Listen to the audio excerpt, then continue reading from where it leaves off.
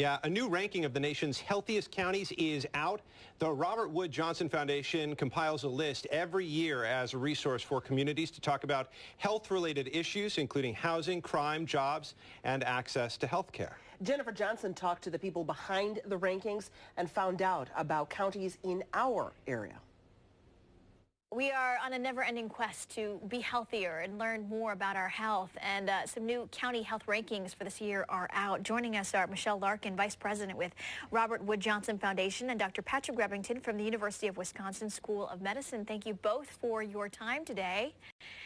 I'm really curious Good to be here. How our area, Monroe County, which includes the city of Rochester, has done in these rankings, in part because it's a statistic that we are not proud of. Rochester has such a high rate of poverty, especially child poverty, and I'm so curious to see how that is playing into our overall health as a county. I believe you do have breakdowns for counties like Monroe County here in New York?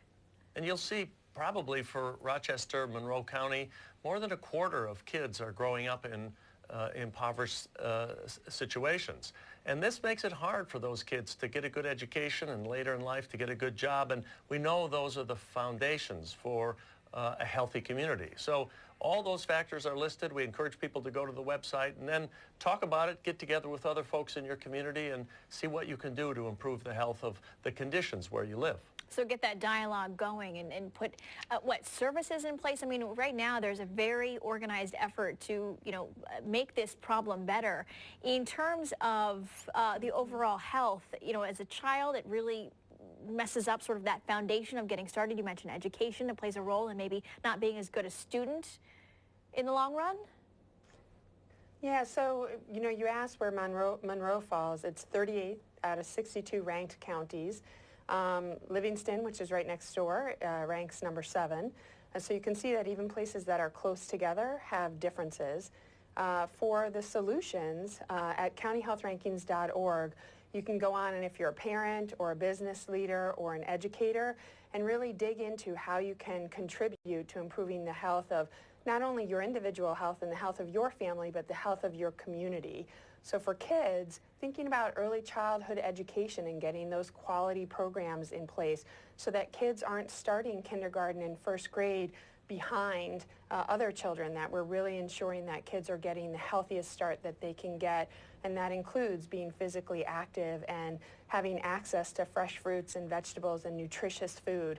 So really taking that approach, and I think there is a lot of momentum here, and communities are coming together and bringing that leadership together from across sectors to really think about how they can creatively come together and create a better future for our kids. So wow, interesting. You said Monroe County is the 38th healthiest and Livingston would be the 7th healthiest? Is that what the numbers you said?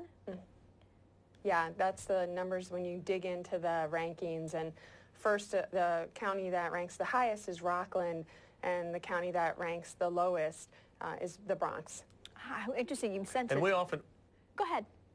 Yeah, we often see that in states where an urban center like Rochester has surrounding it suburban communities. And those communities tend to have a bit higher social and economic conditions. People are more likely to graduate. Maybe median income is higher, fewer children in poverty. Those lead to better health outcomes, longer and healthier lives in the suburbs. So there are lessons that can be learned in cross-community collaboration. There's often a single health center or healthcare systems that cross county borders. So we encourage people to get together across community boundaries, find out what's working in one community, and share those success stories.